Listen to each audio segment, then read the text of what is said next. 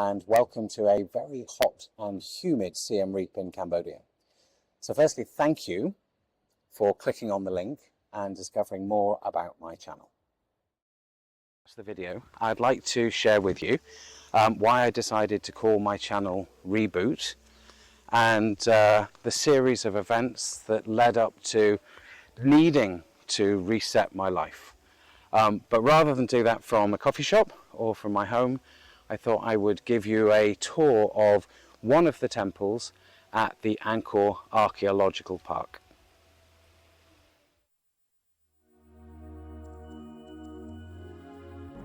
So why did I call this channel Reboot? I'm sure that you've already figured out that there came a time in my life that I needed a complete reset. For 6 months before I figured out what to do, I slipped into a depression that crippled me, and nothing that I could do seemed to shake it. My depression was as much a response to a disease as a fever is a symptom of flu. When I finally plucked up the courage to do something about it in 2020, I knew instinctively that walking away from my life was the right move. The amusing thing now is I look back at this time of my life, by Western standards, I was living the dream, my best life. I had followed a path that was largely predetermined for me from birth. I was expected to study hard, get a degree, and then focus unconditionally on a career. I guess this was the well-worn path followed by generations of my family before me.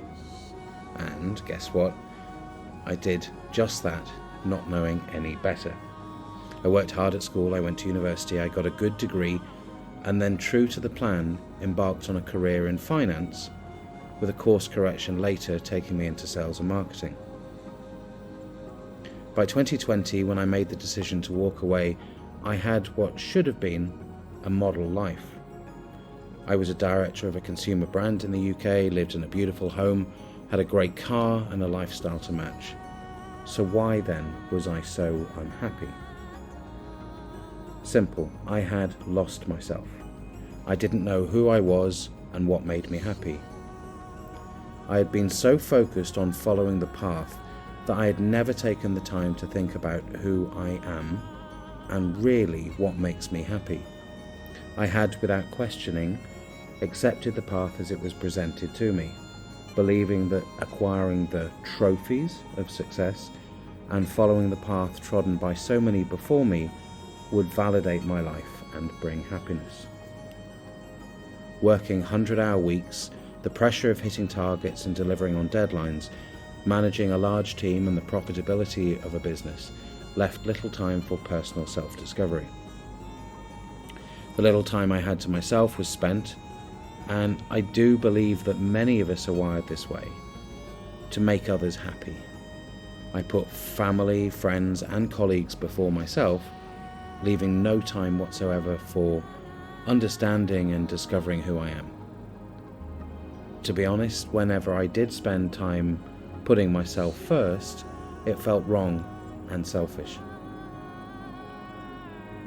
The symptom of my dis-ease with my life was my depression, and the remedy, much like a prescription from a doctor, was the reboot.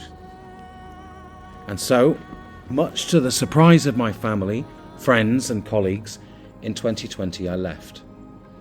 I walked away from a life that was making me miserable, and in so doing I gave myself permission to be happy and tread a new path with happiness as the destination rather than the materialistic trophies that I had collected. And whilst they gave instant gratification, I often forgot these trophies within days of acquiring them. It's worth pointing out that this leap of faith was just that. It wasn't a sabbatical. I wasn't retiring. At 49, whilst I'd been successful on paper, my funds would be gone almost all on arrival.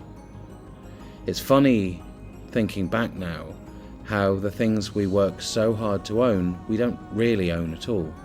In fact, these material possessions lock us into a system with debt and repayment schedules. In coming to understand myself more and what makes me happy, I had complete faith and a great deal of belief that from a good place only good things would come, that I'd be okay. And this is a spoiler alert for future videos. Things were okay, and I will share more in future content about how, stripping myself back to the bare metal, I was able to focus on the things that I love and create a successful company here in Cambodia that has been able not only to support my life, I've been able to thrive.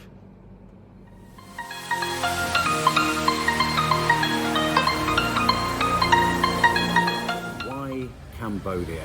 Why then did you end up living in Cambodia? So Asia as a region I'm quite familiar with past positions in my career. I spent quite a bit of time in Asia, largely in China, Hong Kong, and for a while I was based in Thailand. So I'm familiar with the region, and one of the elements that attracted me to Asia is the people, and the lifestyle here is more about happiness. And the one thing that I've always been impressed with when it comes to Asia, or parts of Asia, is people's ability to be happy with little. They don't need validation, they don't need big cars, big careers, big houses to make them feel complete and happy. So it's a part of the world that made sense for this move in my life. And Cambodia was a coincidence. But I'm so glad I discovered Cambodia. There's a few benefits to living here. Firstly, visas. I registered a company in Phnom Penh in 2022, and through that company ownership, I'm able to secure 1-year multi-entry visas, so there's no pressure on leaving and coming back into the country. The other benefit is foreign ownership of businesses, so and we'll go into more detail on what I do in future videos, but I have a company registered here, 100% foreign owned, which is great because in other Asian countries you can only own a certain percent of a business. So having a company here is fully in my control. Phnom Penh was fine as a capital city. It was busy, it was bustling, traffic jams, all the things that you would expect from a capital city in any country. But Siem Reap, when I came up here for a holiday, really impressed me, not only with the beauty of the city, but also the friendliness of the people. And in Siem Reap, I've really been made to feel welcome. I have a great network of friends, both local Khmer people, but also Westerners who have found themselves in this part of the world. So professionally, it's great. I can run a business here, but also personally, I have a good network of friends that I see on a regular basis. So yeah, Siem Reap for me is my oasis. My oasis in the storm. It is quiet, it's peaceful. We have the Angkor Wat temple complex just a few kilometers down the road, the largest religious site in the world, which is stunning and great for those days out. But yeah, Siem Reap has become home, and somewhere that I think I will spend the rest of my days. The other benefit to Cambodia, and probably more so than neighbouring countries, is the cost of living. So my life here, compared to the West, is I can live here on a fraction of my previous salary. I have an amazing house just outside the temple complex. My weekly bills are 10% of what they used to be in the UK. And whilst we're moving into the rainy season now, so I'm trying to record this video quickly before the rain comes, as a rule of thumb, the weather here is fantastic. It's hot, it's sunny.